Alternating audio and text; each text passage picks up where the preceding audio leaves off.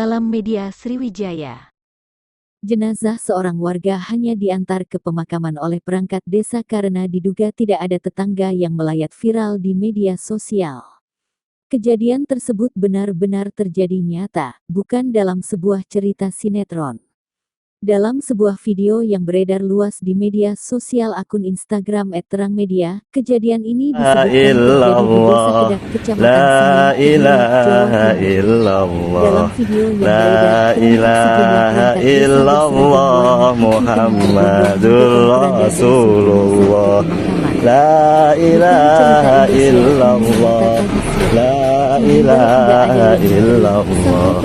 La ilaha illallah Muhammad. Dalam cuplikan video tersebut, terlihat 4 orang diduga merupakan perangkat desa setempat dibantu 2 orang lainnya tengah menggotong keranda berisi jenazah warganya. Di belakang jenazah tersebut hanya terlihat beberapa orang mengiringi, diduga merupakan keluarga jenazah tersebut. Namun tampak tak terlihat warga lain yang mengiringi jenazah, seperti pada saat ada orang yang meninggal pada terus mengiringi pengantaran jenazah ke tempat peristirahatan terakhirnya. Menurut informasi Rasulullah.